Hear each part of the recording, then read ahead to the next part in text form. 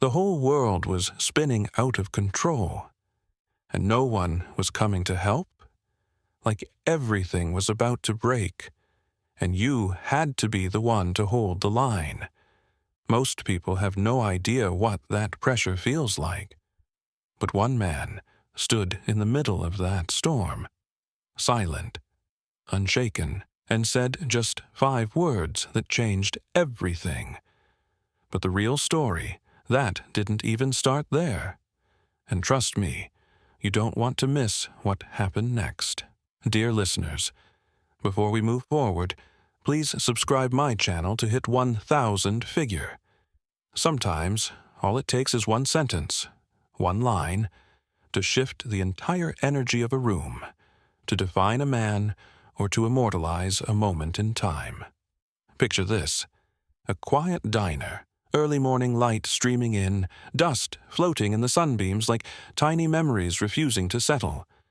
A thug, cocky and careless, disrupts the peace, waving a gun, thinking he owns the room. But then, in walks Harry Callahan, calm, unshaken. He doesn't yell. He doesn't threaten. He just looks the guy in the eye and says, "Go ahead, make my day." It wasn't just a cool line. It was the moment America met a man who didn't flinch in the face of chaos. Someone who didn't just believe in justice. He embodied it. For so many of us, watching that scene wasn't about the gun or the danger. It was about the feeling. That deep-down longing we all have for someone to stand up, calm, confident, unafraid, and protect what's right. Especially in a world that so often feels unpredictable, even unfair. Eastwood didn't just say that line. He owned it. And in doing so, he gave people a strange kind of comfort and yeah, someone's still got our back. Clint Eastwood's Harry Callahan wasn't your typical hero. He didn't wear a cape. He didn't smile for the cameras. He wasn't built on speeches or slogans. He was built on silence, on the weight of presence. That's what made him different. In a time when America was navigating through social unrest, economic uncertainty, and rising crime rates, especially in the late 70s and early 80s, people didn't want lectures. They wanted action. They wanted someone who got it. Someone who wasn't afraid to step into the mess when things got rough. And that's exactly what Clint Eastwood gave them. But let's talk about Harry, not just the character, but what he represented. He was that person who had seen things, the kind of man who carried invisible scars, who didn't need to explain himself. A man hardened by a system that often failed to protect the innocent, and yet he still chose to fight for them. He walked into every room like he'd been there before, like he already knew how it would end. That wasn't arrogance, that was experience. There's something deeply human about that kind of character. Because how many times have we had to stay strong when no one else was watching? How many times have we kept our pain quiet just to protect the ones we love? Harry Callahan, in all his roughness and restraint, reflected that side of us. He reminded us that real strength doesn't always need to roar. Sometimes it just shows up, steady and silent, ready to face whatever comes next. There's a certain kind of chaos that seeps into everyday life, not the kind you see in action movies, but the quieter kind. It's the bills piling up when the paycheck barely stretches. It's walking to your car late at night and gripping your keys a little tighter. It's sending your kids to school and whispering a prayer just in case. It's scrolling through the news, feeling more fear than hope. For a lot of Americans, especially during the early 1980s, that's the world they were living in. Crime rates in cities like New York, Detroit, and LA were climbing. Trust in institutions was low. People felt unheard, forgotten, vulnerable.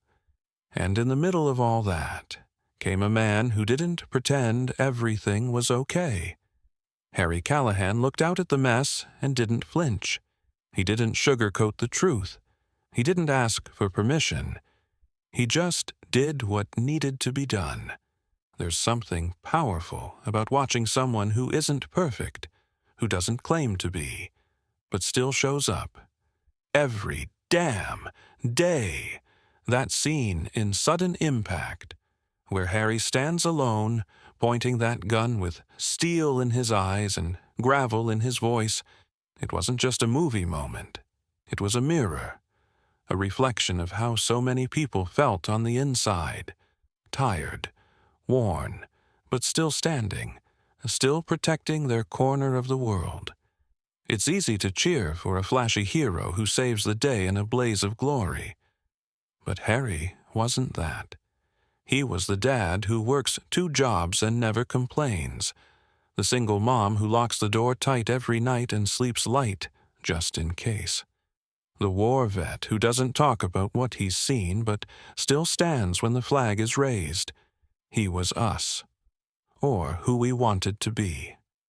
And when he said, "Go ahead, make my day," it wasn't a threat.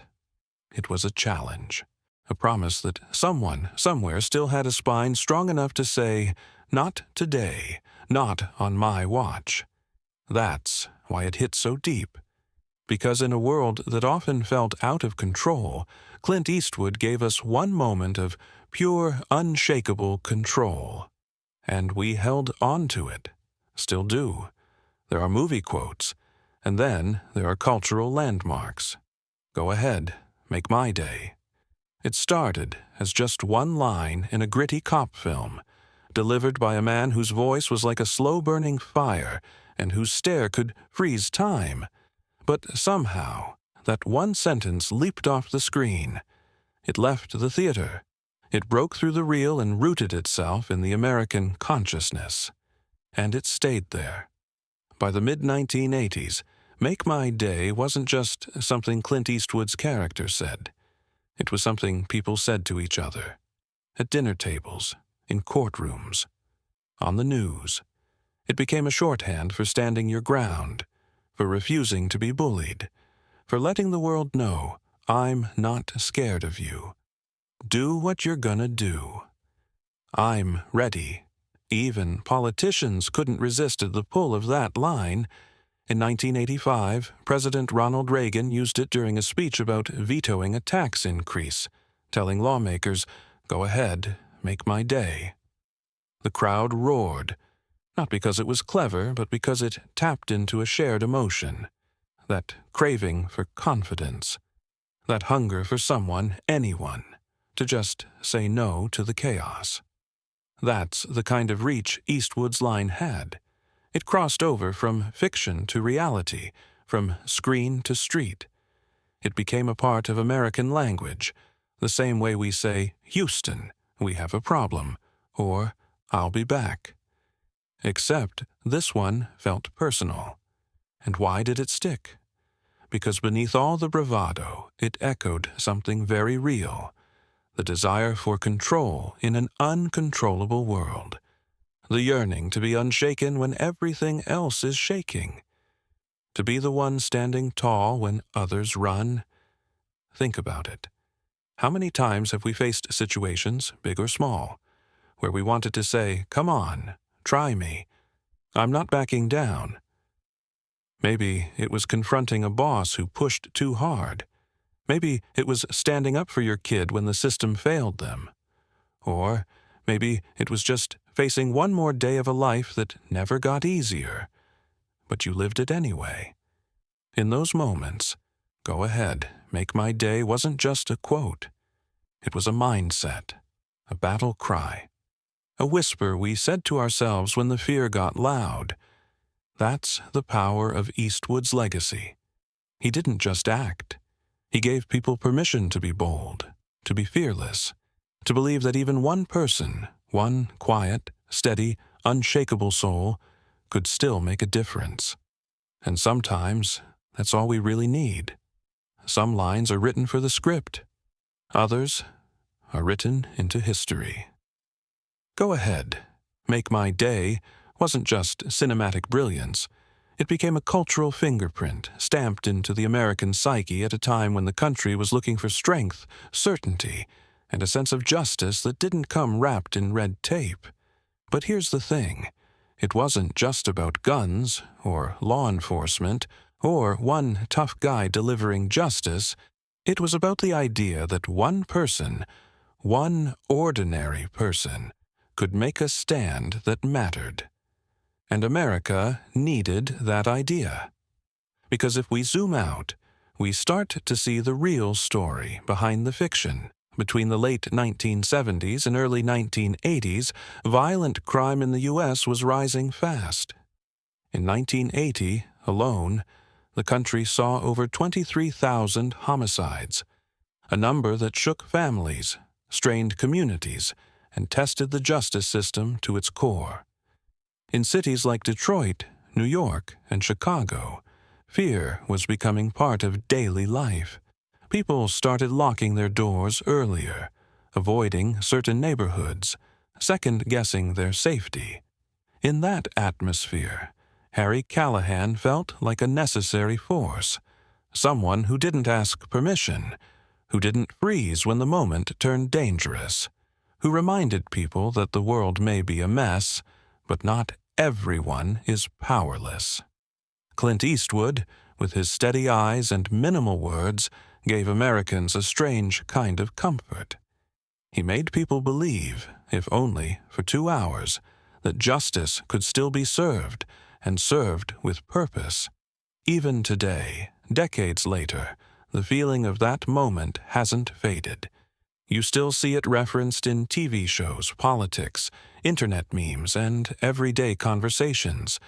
It lives in locker rooms, boardrooms, protest signs, and late-night debates.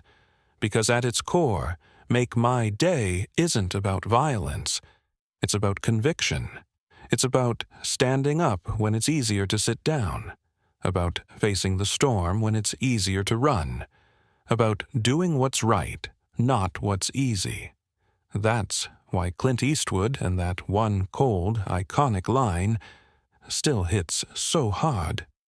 Because in a world that often feels unpredictable, unfair, and overwhelming, we all want to believe that somewhere deep inside us we carry that same grit, that same fire, that same spine, and maybe, just maybe, when the moment comes, we won't flinch either. So go ahead, make your day.